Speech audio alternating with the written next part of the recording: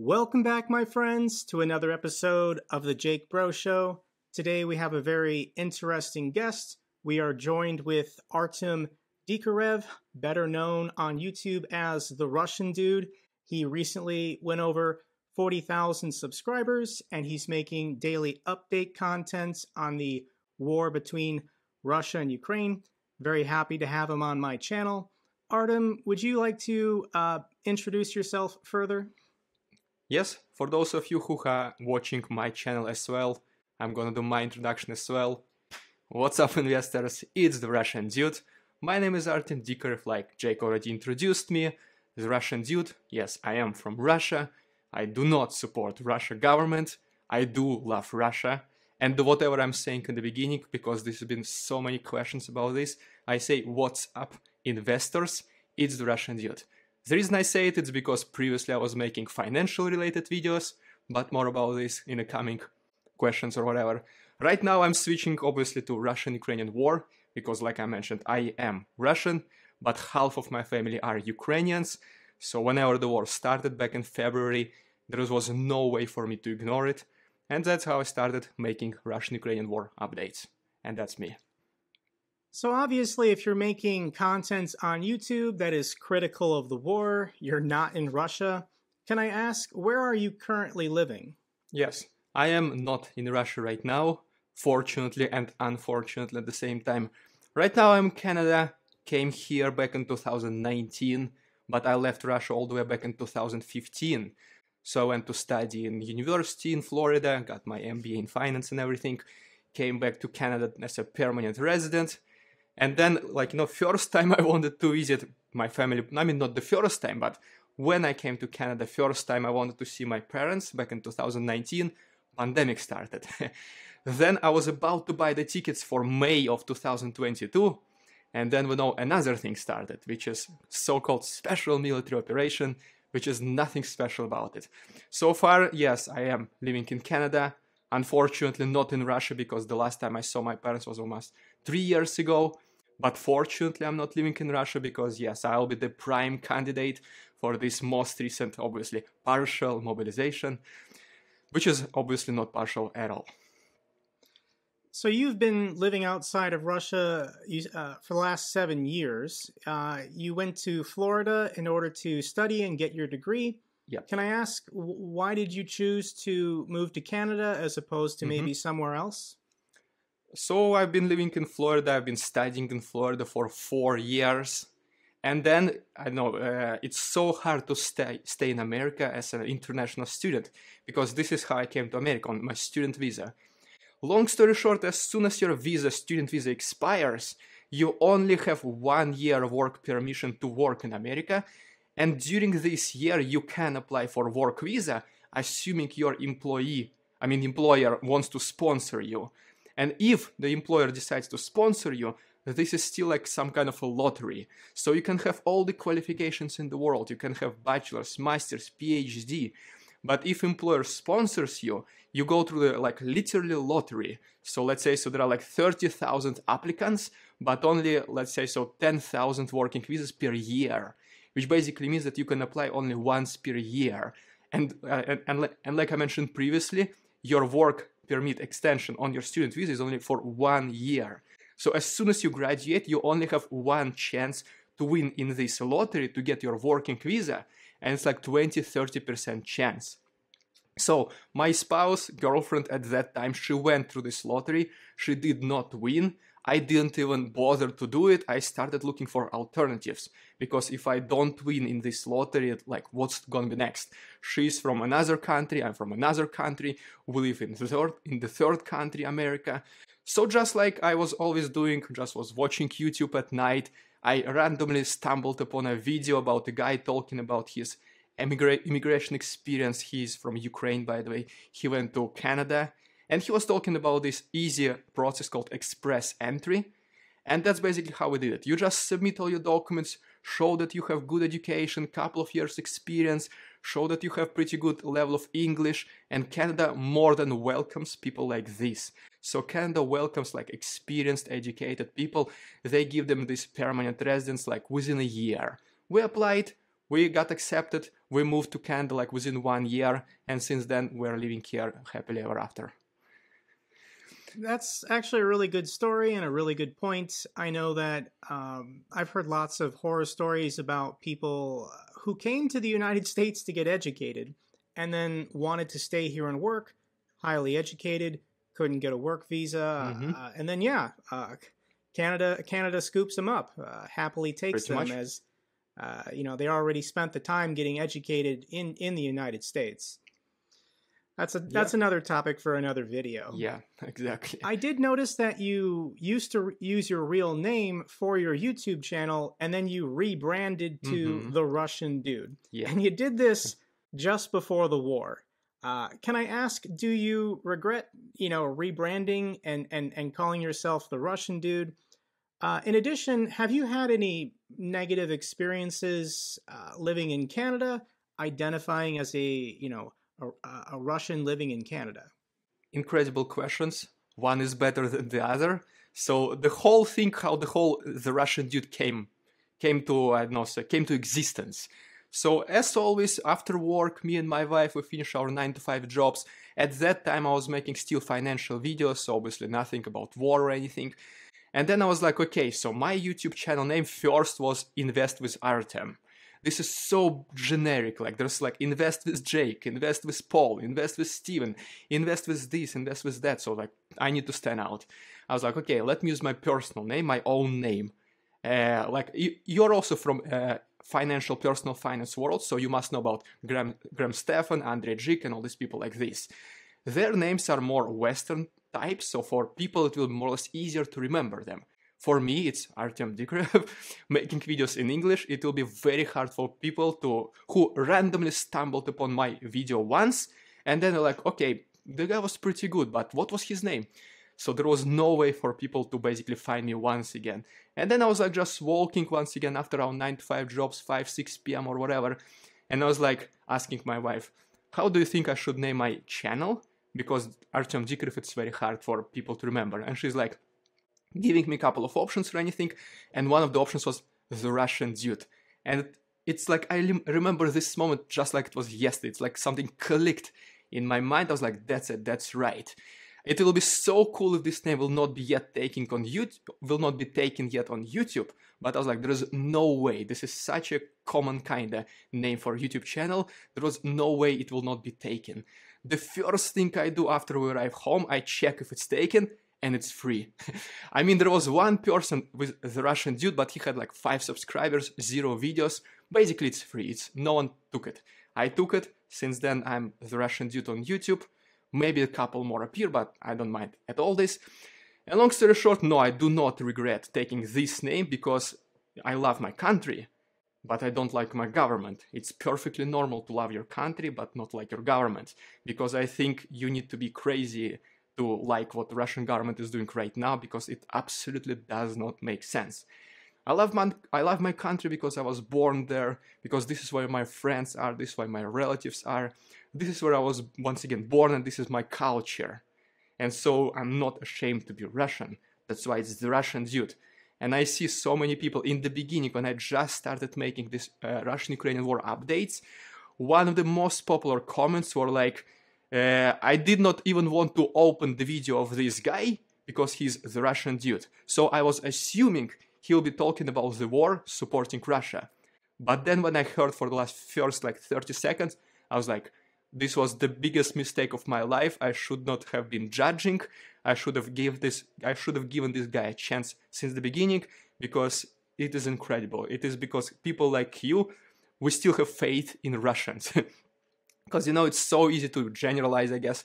So easy to stereotype people like, all the Russians, they must be supporting Putin, like this and this and that. But one of the good things about my channel, besides, providing daily updates and everything, is that it's also one of the main goals of my channel, is to break this stereotype that not every single Russian supports our government, and we Russians, we can be, with our own free will of thinking, we can think independently, and it doesn't necessarily mean that we unconditionally support Putin. And for the last part about if I ever experienced any like backlash or any whatever it's called, like bullying in Canada for me being Russian. No, not at all, not absolutely at all. My first employer was from Florida. I'm actually still working for them, but being in Canada. And when the war started, within first like couple of days, he literally sent me a message asking, is there anyone bothering you or mistreating you because you're Russian? I said like no, and then he said like, if something like this happens, especially within the company, let me know immediately. We're gonna take actions against this person because they know me. I've been with these people for several years. They know me. I'm at least I think I'm a good guy, and this is what they're like. If anything, just let me know. And I play hockey and I play here, and I play hockey here in Canada as well.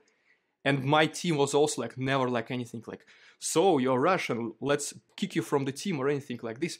No, immediately as war started, they were like, how's your family? How are your friends? How are you feeling? Like, so bad, Putin is crazy, things like this. So every single person was supportive so far. So nothing like this I ever experienced. Hopefully stays the same.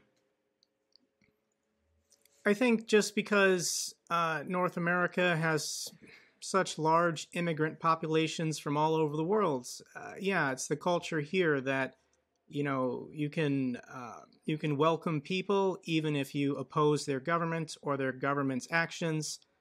Just being that we have such high immigrant populations. It's good that I've had you on the channel this week because a lot has been happening. Russia has finally decided to mobilize for war. They're calling it a partial mobilization of 300,000 men, but more than likely Putin is trying to get 1 million. I want to ask you, why do you think now, after 7 months, Putin has finally decided to do this when the war has not been going well for Russia the last couple months? So obviously Putin is still the president of Russia. There is no denying this fact, unfortunately. So long story short, in the beginning, like, in Russia there is like this culture. It's not even just within the government.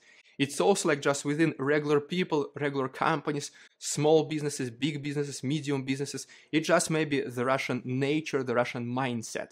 If something doesn't go according to the plan, or if you're like messing up at your work, you're gonna try to hide this fact, maybe, if possible, for as long as possible. Hopefully the problem will resolve itself. And so that was basically kind of thing why Putin was thinking pretty much first 6 months of the war, why maybe he was thinking that Russia is actually winning, because he is a busy person, so he might not be able to track every single thing that's happening in Ukraine right now. He has other things to do, obviously. But his generals, those people who directly report to him, first of all, they did not want to disappoint him, because disappointing Putin is a one-way ticket to Siberia, obviously, or like some tea, Russian tea. So first of all, they didn't want to do this because of this. Second thing is because what I just mentioned. They were saying, yeah, we are kind of good, like, yeah, maybe we're just slowing down, but eventually it will be all good. Hopefully, they were hoping that this will actually happen. But then, 2 weeks ago, this Kharkiv counteroffensive in the east, when Ukraine took 8,000 square kilometers in 10, 15 days. And at that point, there was not possible to hide that Russia is losing in this war, and Ukraine is advancing so fast, so rapidly. And so this is the point where Putin was like, okay, so looks like those people were lying to me. And so what should we do? How can we solve this problem? Because we need to win. I'm already in too deep into this whole conflict. There is no way I can back out right now, because my people will not understand. So if I was always telling you this narrative of Russia is doing the right thing, defeating all these Ukrainian Nazis, liberating people of Luhansk, Donetsk, saving Ukrainians from Ukrainians, all this crazy type of stuff. At this point, he was not able to, Ukraine is attacking, we kind of failed, so we're gonna just keep our Donbass region, and we're gonna call it a win, or whatever it is. So he had to do something about it, because that's it, people were asking for some victories. People needed victories, because at the same time war kind of slowed down, and one of the reasons why you go to war is to hide your internal problems, because whenever it's war, and if your leader propagandizes your brains every single day, you start uniting as a nation, uniting around your strong leader and things like this. And so this is what needed to happen once again. So he mobilized people to show some success in Ukraine, to again show victories on the state TV channels like channel number 1 and things like this, to show that Russia is winning in this war.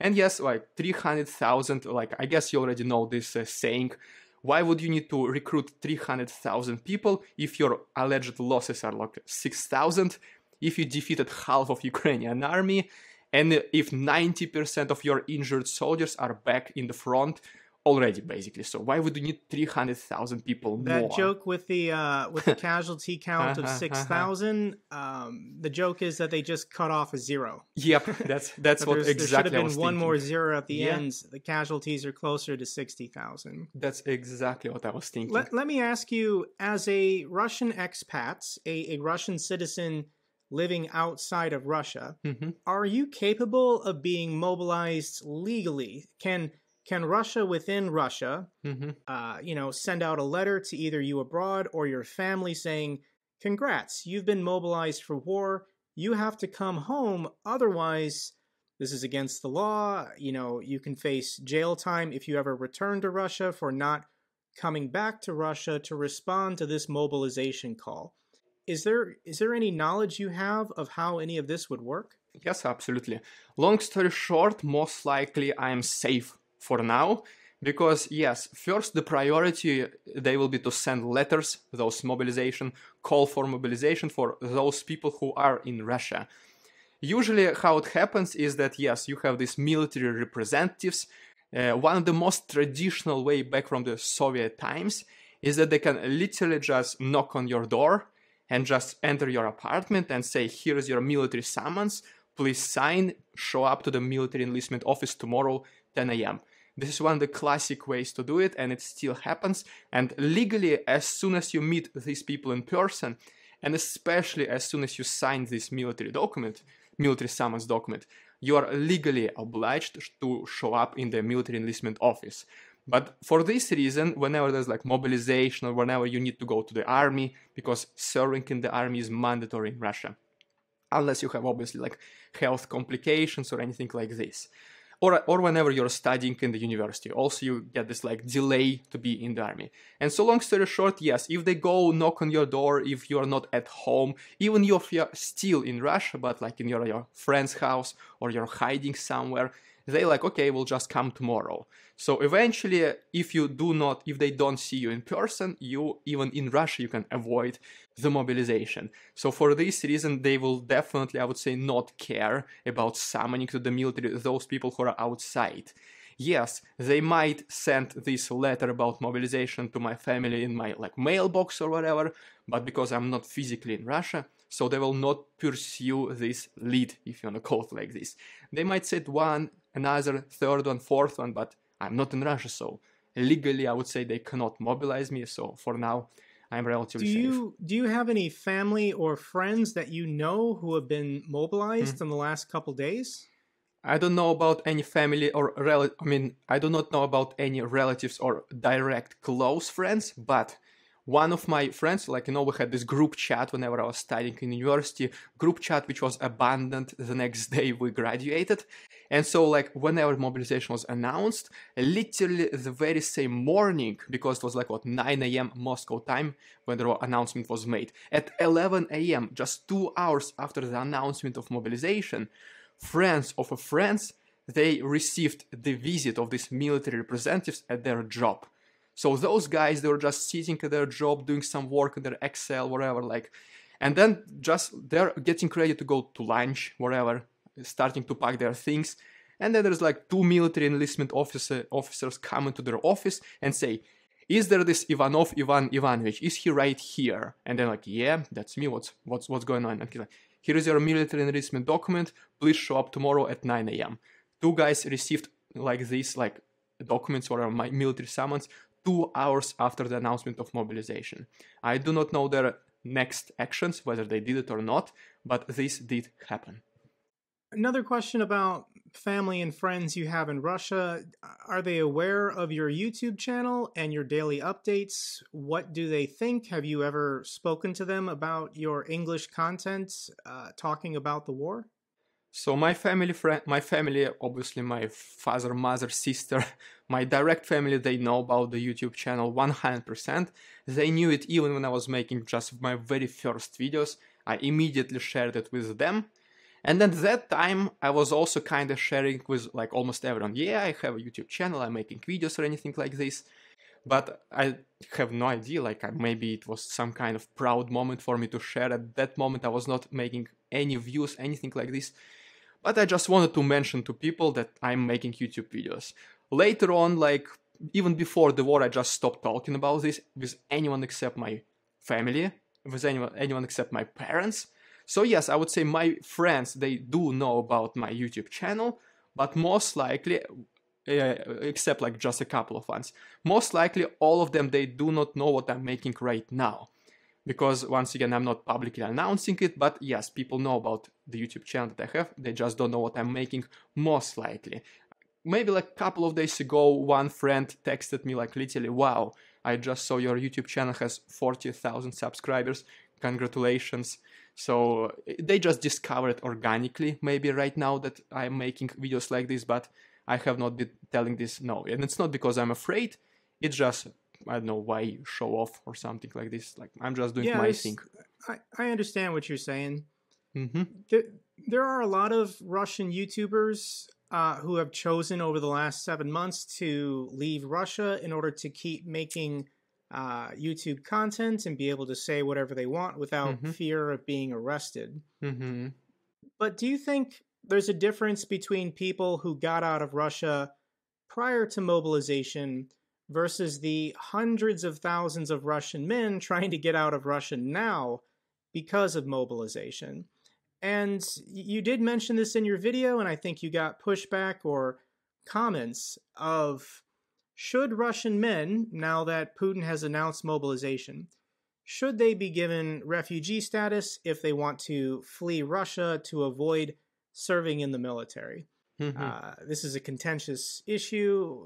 There's a humanitarian aspect, but also just a political one. Feel free to give your thoughts on this issue.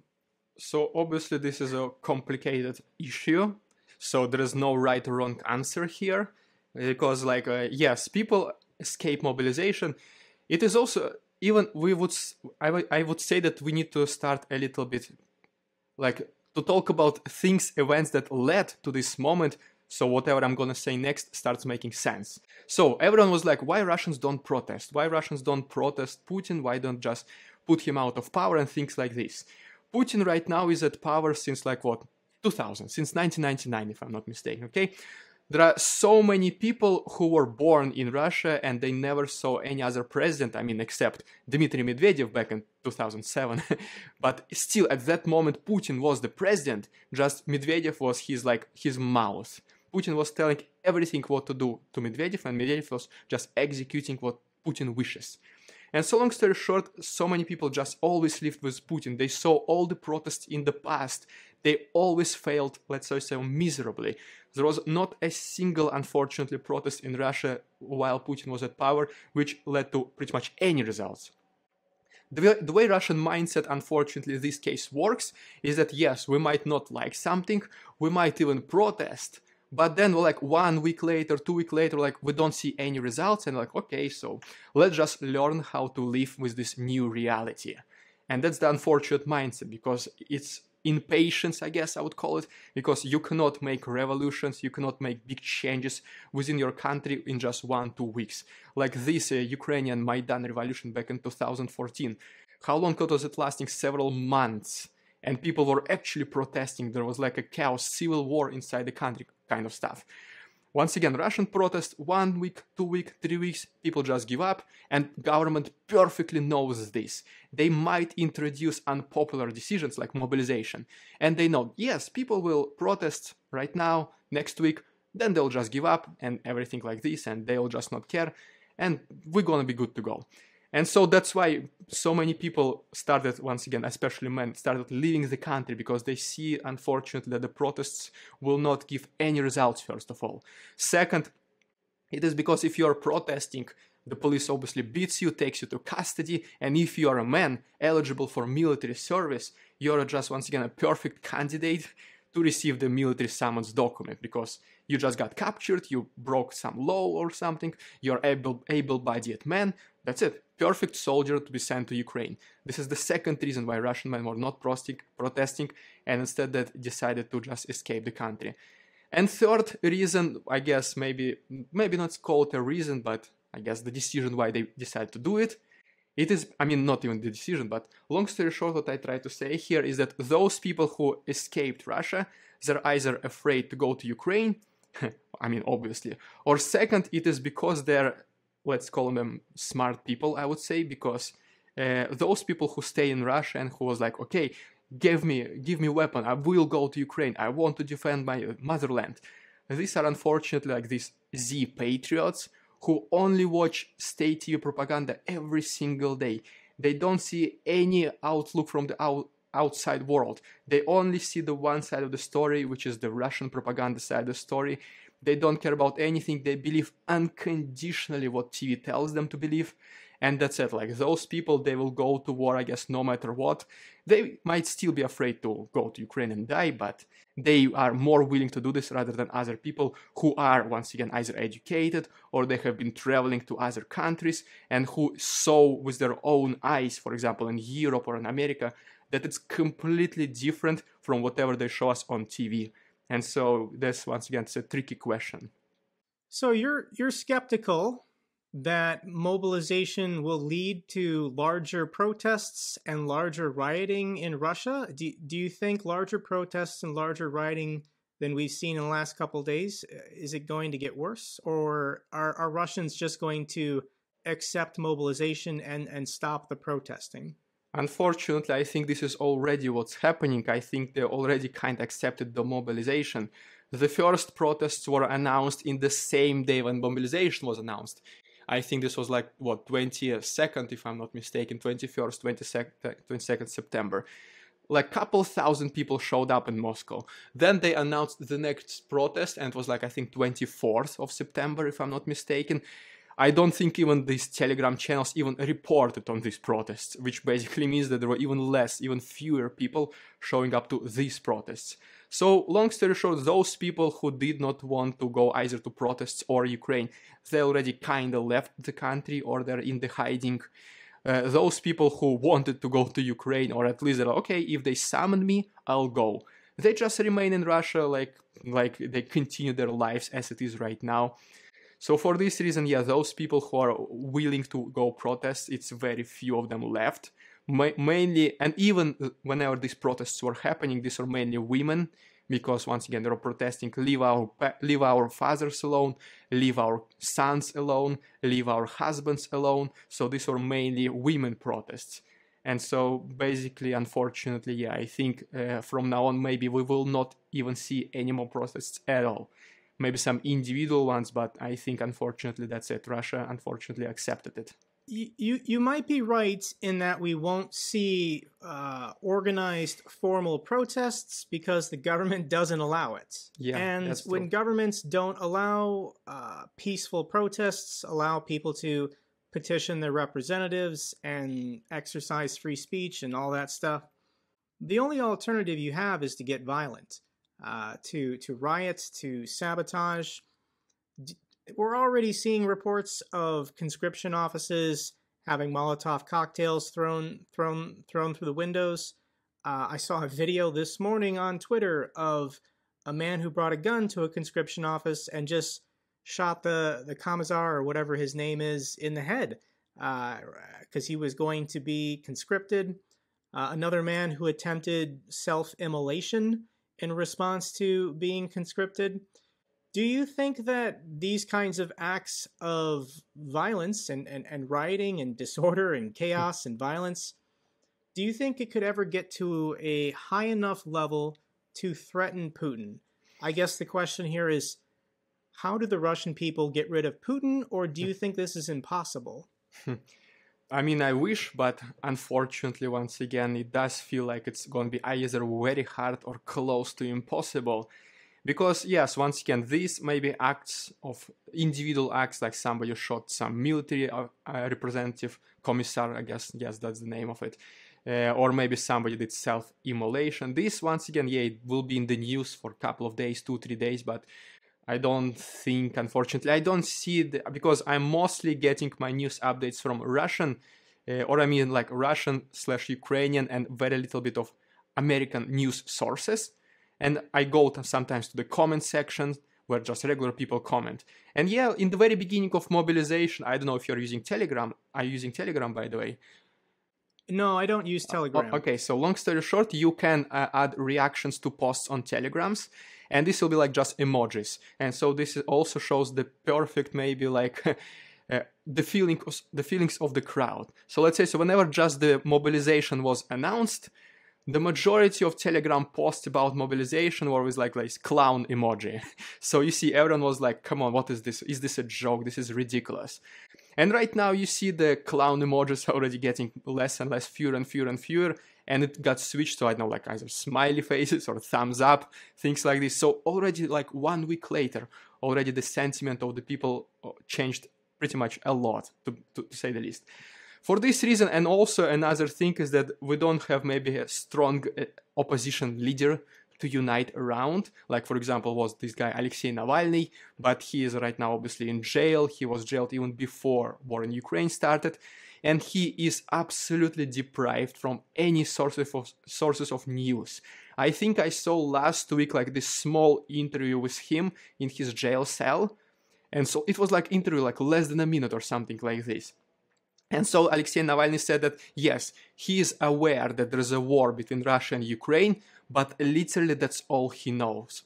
He does not know, I don't know who is winning. He does not know which areas Russia captured, invaded, liberated, or Ukraine, about counteroffensive of Ukraine. He just knows that most likely there is a war in Ukraine, but he is not even sure about this. He is literally in his cell with like just one window. He does not have almost any visits at all, nothing like this. The guards are prohibited to talk with him. So he's in complete informational isolation. So this was just one of the persons who probably could have been an opposition leader who would have united people around him. And like literally, I personally cannot name even another person who can be this leader. Because yes, every revolution, every big change, every big movement needs to have a leader who will show the direction, because even not necessarily. You don't necessarily need a leader for a mob to take action and cause chaos and disorder. But that's not Russian people, unfortunately. They cannot do it on our own, unfortunately. I mean, you're Russian. I don't want to speak to you about your history, but the 1917 revolution was very violent. In addition, mass protests and strikes to bring down the Soviet Union just in 1991. You're a pretty young guy, so you are correct that people aged 22 and younger, they've only ever known Putin's Russia, but I have to imagine that everyone at some point has a breaking point where they say, I can't do this, I'm going to take to the streets. What I think would need to happen is, on my channel, I make the economic arguments that, a day's wage can't even buy a day's worth of food. That's the breaking point for most people, where they say, I can't even feed my family, I can't even live like this. Even the pay being given to police officers doesn't even cover their costs. It's at that point they stop doing police work to maintain the structure of the regime, and it has the risk of all collapsing. My next question, Iran just shut down the internet because of the protests they've been having. Do you think it's a possibility that Putin and Russia would ever shut down the internet to stop information from getting in and out? Not sure, because I'm very far from IT-related technology, software, hardware, this kind of stuff. So I'm not. I guess it is possible, obviously, to shut down the internet or anything. But yes, we are. Russia is shutting down, or at least limiting the access to some Western most popular websites. Like, you kind of can use them using VPN, like this Instagram, Facebook. There were even some talks about shutting down sometimes like Google, YouTube, or anything like this. It is still relatively accessible, but once again, like for example, Instagram, WhatsApp, things like this, sometimes you might have to use a VPN to access it.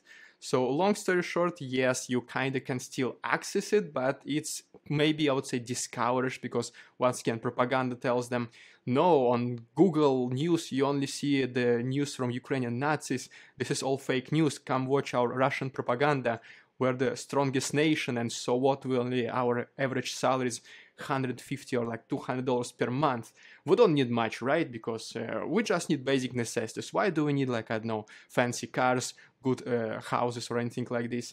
As long as you have food, as long as you have this and that basic needs, that's more than enough for you. And it might sound ridiculous, and most people will be like, no, there's no way. It is ridiculous. But the way Russian propaganda presents this is that so that people will complain about their status, about their material, I guess that's called how it's called, status.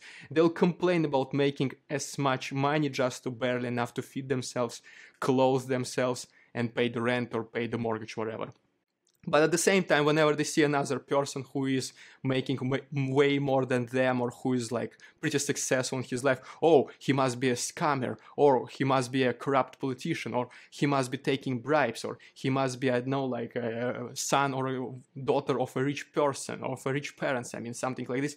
So they complain about their poor material status, but at the same time, for them, moving higher, it means maybe that you have to sell your dignity, sell your, I don't know, like humanity, sell your moral principles in order to get rich. So for this reason, they're kind of relatively comfortable where they are right now. They're in their comfort zone. And as you might imagine, it's so hard to break through your comfort zone. You mentioned propaganda. What is your opinion on the current state and the current effectiveness of Russian propaganda on the Russian people? Would you argue it's becoming less effective, or it's weakening?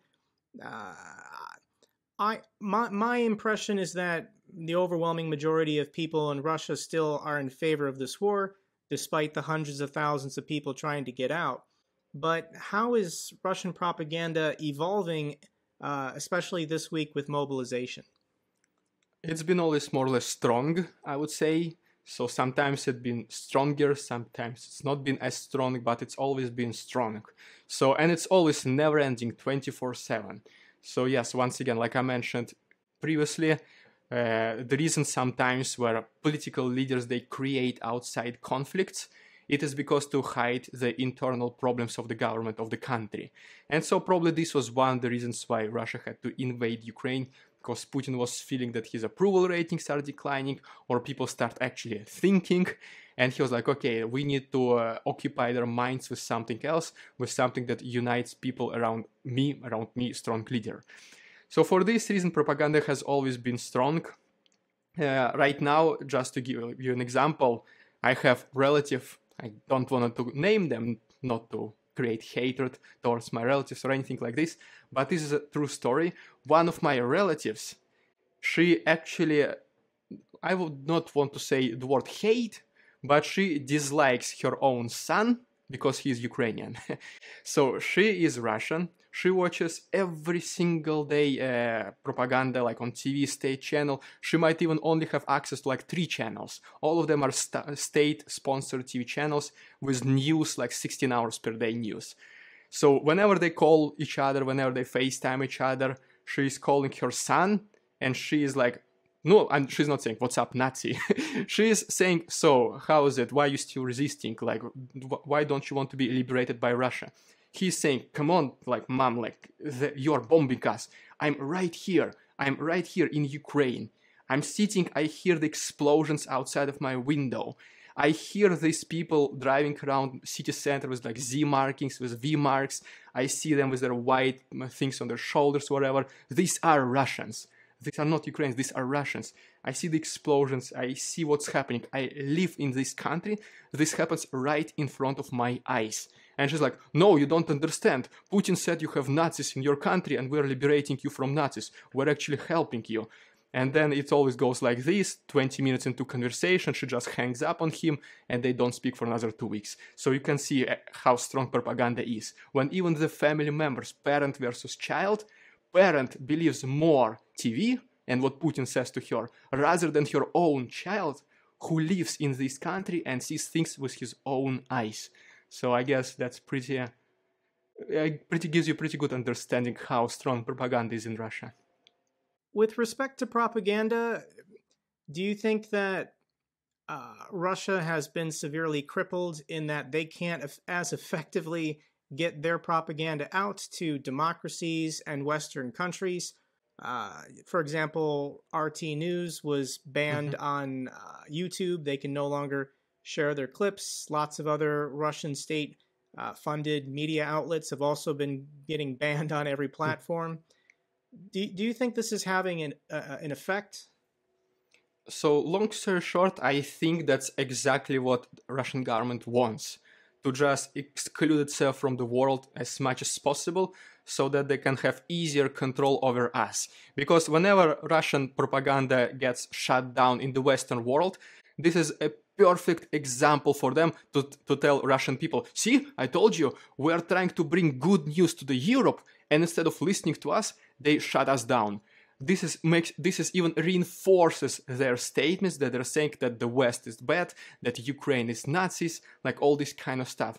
They kind of try to maybe, yes, to show the world maybe some countries like which are friends with Russia, like Serbia. I would say not, I guess every single Serbian person supports Russia, but in general, maybe this is one of our friends, Belarus, obviously. In these countries, maybe, yes, this propaganda works. But in majority of the Western world, obviously, yes, like you mentioned, Russia today is either banned from showing videos or anything like this. But this, once again, only reinforces the position of the government. Same thing with visa bans. Let's say, so countries, European countries, they want to ban like visas for Russians, for example, in general, just speaking in general. And then the Russian government takes this news and says, look at this, we are trying to defeat Ukrainian Nazis, we are trying to decrease the dominance of America in the world, we are doing the right thing, but in return what they do? They prohibit you, regular Russians, from traveling freely around Europe. We are fighting against their politicians, against their greed and corruption, and in response we get actions against you, regular people. You see how bad Europe is, you see how bad America, we told you so. So this works perfectly in their favor to show this kind of stuff. So once again, they want this technically to happen so they can once again shut down all the communications with the outside world as much as possible. So Russian people get exposed to even less and fewer information sources from the outside. So once again, it's easier to control them. And well, once again, once you have total control over your nation, pretty much you can do anything you want with them. You can continue corruption, greed, stealing, all this kind of stuff. And that's basically what they want. You mentioned you have permanent residence now in Canada. Mm-hmm. Do you see a future in which you could ever return to Russia? I want to return to Russia, obviously, to visit my friends and family, which once again, I haven't done this in 3 years already. At least 3 years, even 4 years. Last time I was in Russia was 2018, to be honest. So 4 years I have not been in Russia. I wanted to go in 2019, pandemic happened, then the war happened. So long story short, I want to visit obviously Russia to see my friends, family, because I got married without anyone from Russia participating in the marriage. My parents didn't come to a wedding, my friends couldn't come to a wedding, my sister got married, I couldn't come to her, and these are the events only happening once in your life. I mean, hopefully. So, and I could not share these moments with my most closest relatives and friends. So this is something that I will forever lose in my life. I will never be able to experience this ever again in my life. I can go to Russia, do this like, secondary wedding just to celebrate this with my friends or family. But this will not be the actual wedding, for example. I could not see my grandmothers for a long time, and obviously they're very old already, so I hope I can see them again and everything. So obviously I want to be back in Russia as soon as possible, but I'm not planning maybe most likely to live there, but obviously I do want to visit. I haven't seen my closest people who matter the most, because here in Canada I have my wife, I have my friends, but these are recently acquired friends, these are not the lifelong friends, obviously these are not relatives, so obviously I miss them. So for this reason, yes, I do want to go back to Russia say the least. As you said, it's important to distinguish between the Russian culture, the Russian people, and then their governments, Putin. Do you want to share what do you miss most about Russia, having been away so long? Aside obviously from seeing family and friends. Whenever I was in Russia, you only start missing things whenever you cannot experience them. I guess that's not the correct way to say it, but I guess you understand what I mean. So whenever I was in Russia, I was just, university, back home, play some video games, sleep, university, video games, sleep. Basically, that's it. So I was not traveling too much around Russia. I have seen more places in Europe, in America, in Canada, more than in Russia. I have not even traveled around Moscow that much. Like, I've been to city center, I know, obviously, my neighborhood, other major places, Red Square, Kremlin, like, these things I've seen. But I have not seen, like, too much of a Moscow even. Maybe I've only been, like, just a couple of times, let's say, so in the northwest of Moscow. Like, I have not even experienced Moscow. Like, I have not seen all these places people talk about. So, traveling around Moscow, playing hockey, just once again, I know you said not to mention family or friends. Obviously, this is number one priority. But just obviously number one, yeah. Regular day-to-day activities. Something what you do every single day. And whenever you do these things, you kind of don't even care about this. Like, even the basic things, like whenever every single weekend, my family were going to dacha, this like countryside house. And so we're just going to dacha to make some barbecues and just spend time as a family, weekend as a family. Me, my sister, my father, my mother. So eventually I was like not going almost there anytime. I just want to play video games. You can go, I will just stay at home, play video games. Then my sister stopped coming, and eventually it was just my parents going to dacha for a couple of days. I was playing video games, my sister was walking with her friends, whatever. Just things like this. Things that you don't think matter, but these are things that matter the most. I agree with your sentiments of time lost, and you don't realize what you have until you no longer have it. Yes, exactly. Let's use the last couple minutes of this podcast, since we're both old finance YouTubers now. Yeah. Mm-hmm. You mentioned Andrei Geek and Graham Stephan. Yep. Are there any finance YouTubers that you really enjoy, you really appreciate, you still follow, and you would recommend to people? So those two I already mentioned, these are very good ones, because there is personal finance YouTubers and there are stock market YouTubers. Personal finance YouTubers, Graham Stephan, Andrei Geek, they talk about personal finance, which is like how to save your money, how to invest, what is crypto, what is a dividend, what is a DRIP, what is dividend reinvestment program, what is the S&P 500. And Andrei Geek is Russian. He is Russian, but he went to America whenever he was a small kid. So he is Russian, yes, he is Russian, but he's more American now. And long story short, yes, these are personal finance YouTubers. These are someone who is worth watching, I would say, pretty much every single day. Their videos are evergreen videos, because you will always want to know what is a dividend if you want to start investing. And then stock market YouTubers like Meet Kevin, like I guess you already know the controversy I'm going to talk about, or financial education, Jeremy or Tom Nash. These are the stock market YouTubers. Whenever the stock market is bullish, whenever the stock market is green, everyone is genius on the bull market. Everyone is genius. All the videos they're making, I discovered next 300% stock. I discovered next big opportunity. Sell this, buy this, and always they say this is not financial advice. But as soon as things start to go south, which inevitably they will, because this is a stock market, it always goes in cycles. The video titles and video thumbnails, they switch from I discovered next 500% stock. They switch to let's talk about what Jerome Powell just said. And the thumbnail is always like this, like they're just thinking, they're like concerned. Flames in the background? Yeah, flames in the background, big red arrows. Are there any smaller channels, let's say not millions like those big channels? Are there any smaller channels that you appreciate that maybe people don't know about? I don't know how small is the so I'm not watching maybe too much stock market YouTubers recently. I'm watching a lot less as well. Yes, exactly. You know what I'm saying. So I have this guy which I watch every single video of his, the Clear Value Tax.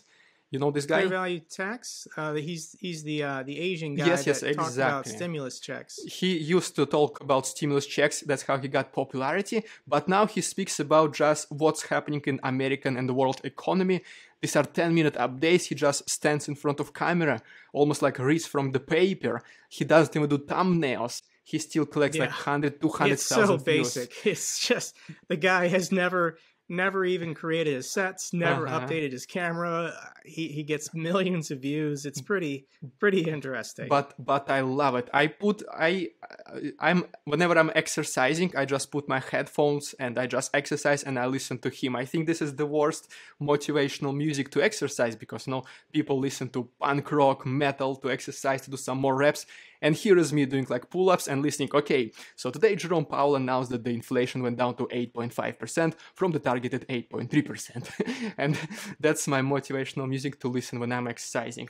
Oh, speaking about smaller finance YouTubers, like I started watching some of them when they were relatively small. Now they became big. So once again, this Tom Nash guy, but he's more like close to Meet Kevin. So to be honest, I cannot name too many smaller YouTubers, but I was just saying if you had any diamonds in the rough, as we say.